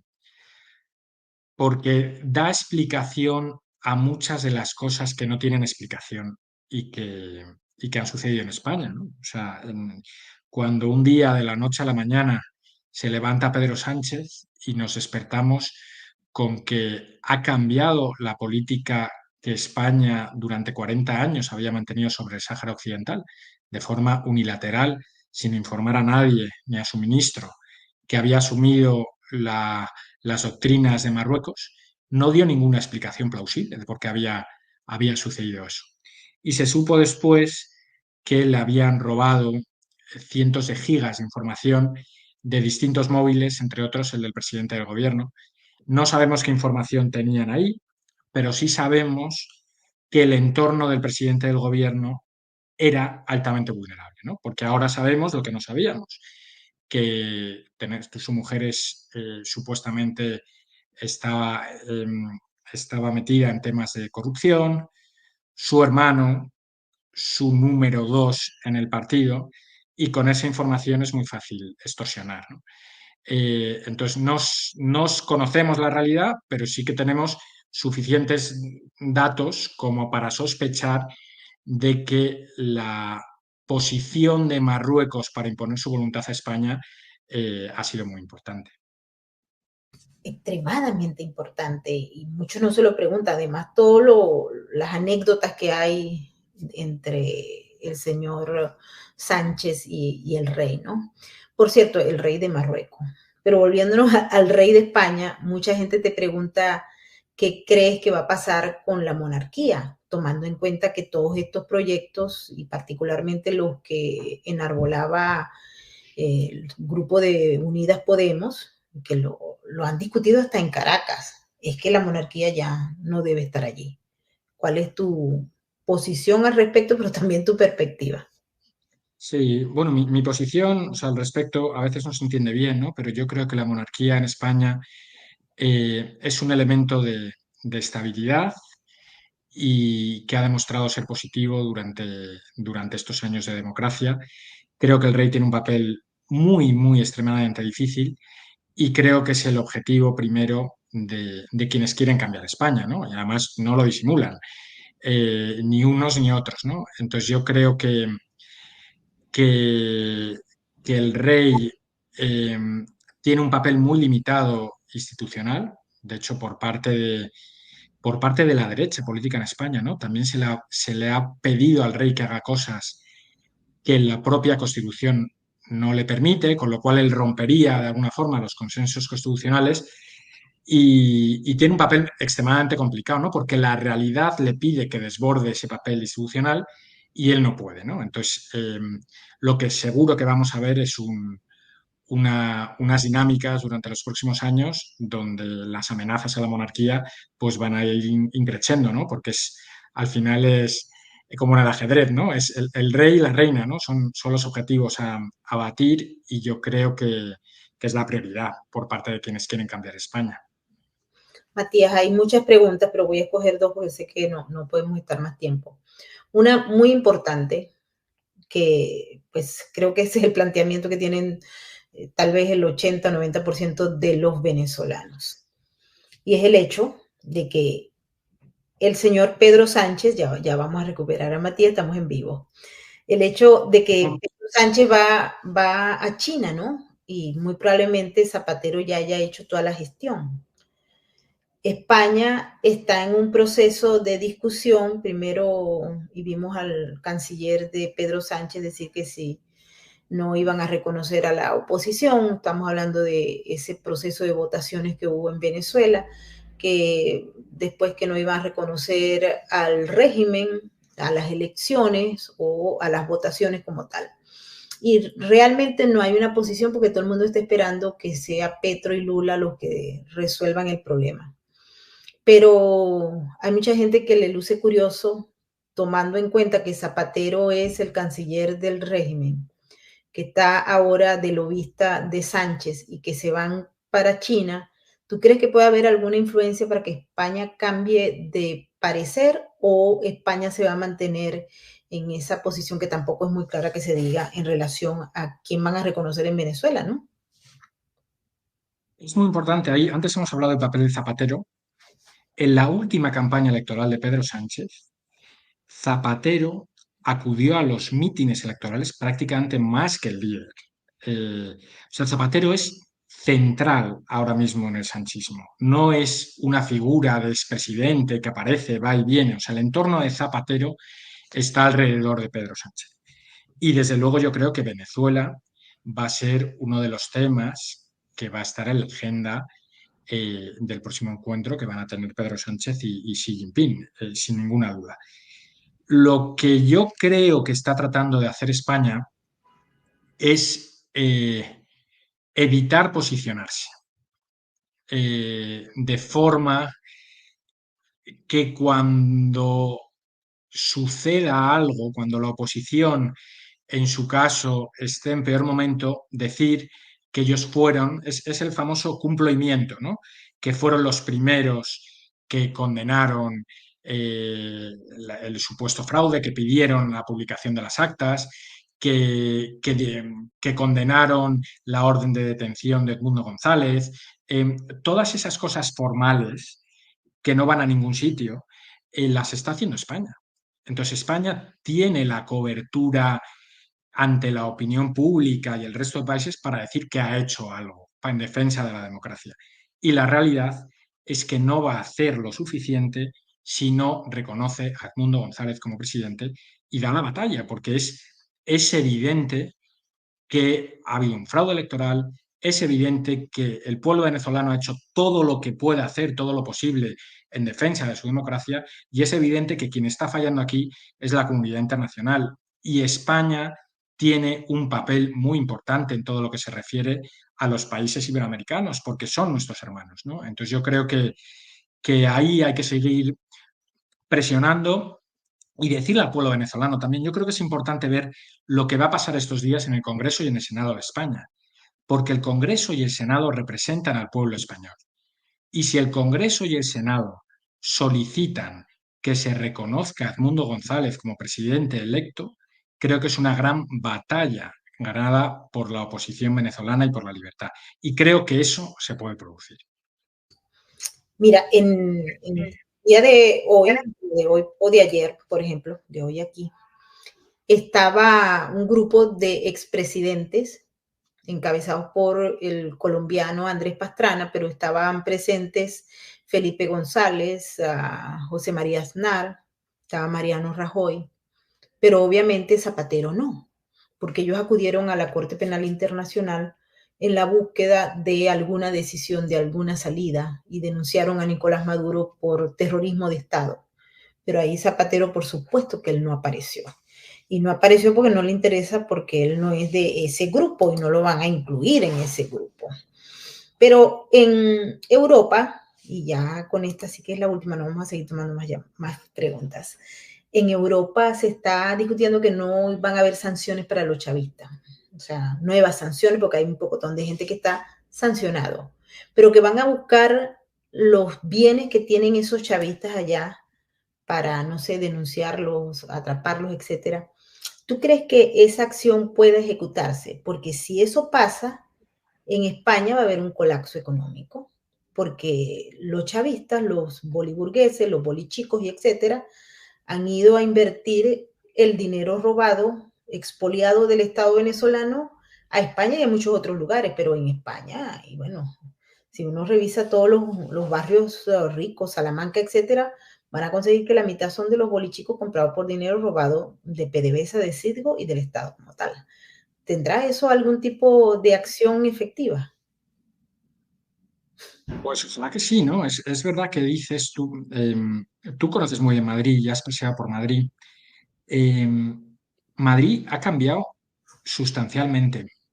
Los mejores barrios de Madrid han cambiado porque la gente de Madrid, los españoles, los han dejado y quien ha ocupado su lugar, efectivamente, son estas grandes fortunas que venían muchas del entorno del chavismo en Venezuela, ¿no? Además se ve, y los venezolanos lo ven, y los españoles empezamos a ver quiénes son chavistas, quiénes son de Maduro y quiénes no, ¿no? Porque se ve, es un estilo de vida, es casi una estética y un...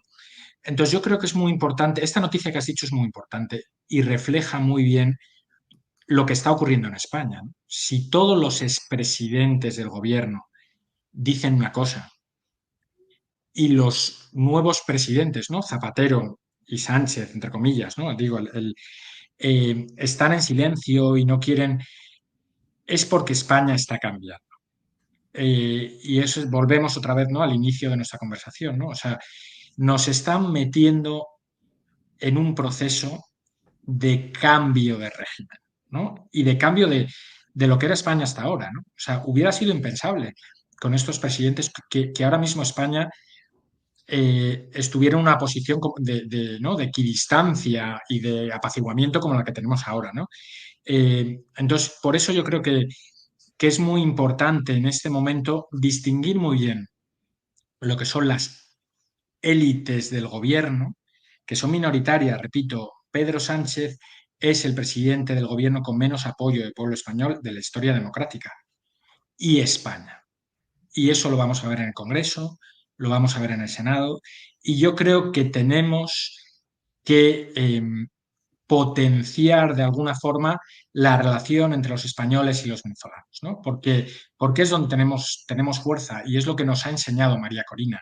Lo que ha hecho Venezuela es absolutamente impensable, hubiera sido impensable hace un mes, hace un mes no, hace 2 meses. Que se haya movilizado el pueblo venezolano, que haya secretamente recogido las actas, que haya puesto a Maduro en la posición en la que está, donde todo el mundo sabe ¿no? que ha robado unas elecciones, yo creo que eso nos tiene que dar mucha esperanza de la capacidad de los pueblos españoles, venezolanos en defender nuestra democracia, defendernos y dar esta batalla que merece la pena. Sí, lo que no queremos es que pase, por ejemplo, lo que ocurrió con Cuba, que no solamente infiltró a España, sino que también pobló de negocios ilícitos y también hace uso de lo que muchos de los defensores de los derechos humanos de Cuba han señalado como tráfico humano y lo que es prácticamente esclavismo, ¿no? Eso no queremos que vaya a pasar ese escenario, porque Cuba tiene 65 años de tragedia, Venezuela tiene 25.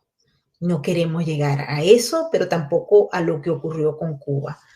Matías, no sé si tienes algún comentario sobre esto y quiero agradecer. Pues yo creo que es muy importante ampliar el foco y yo creo que señalar también a Cuba, que al final es el responsable, ¿no?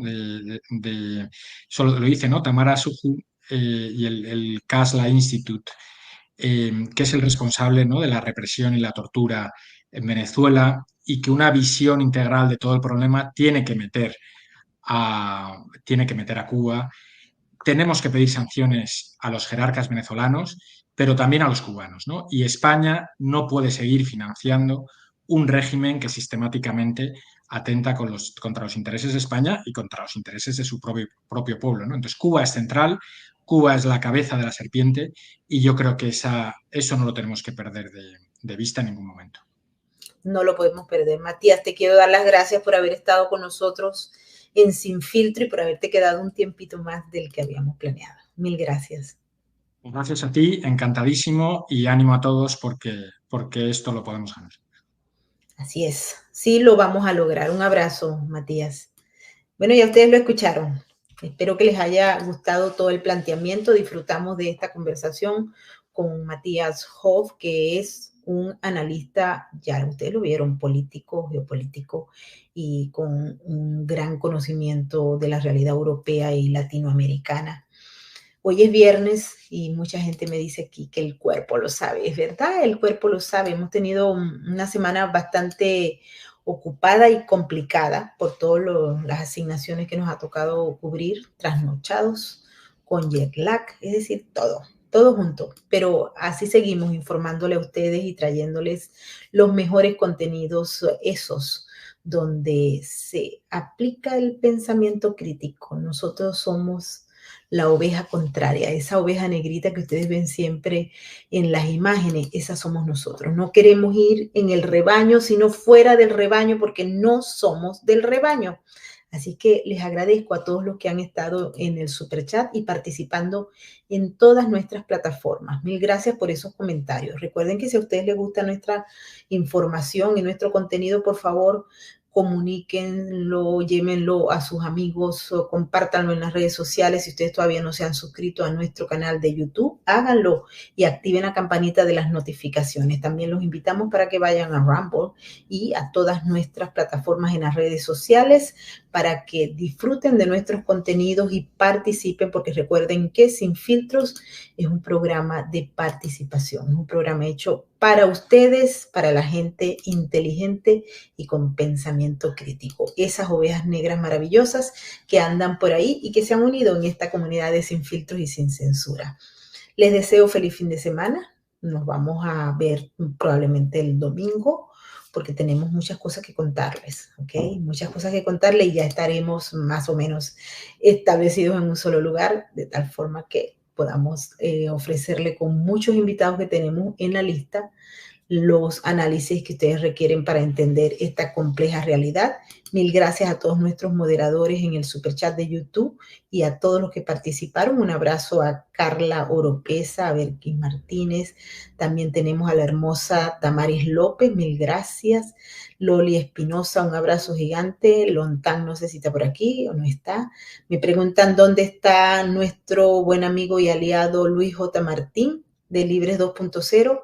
Pronto va a estar por acá, se los prometemos. Tal vez esta semana o la que viene, porque tenemos muchas asignaciones que son fuera de Nueva York y siempre se nos dificulta todo el tema que tiene que ver con el Internet y tenemos que hacer el programa cuando tenemos Internet. Así que un abrazo gigante a todos, feliz fin de semana.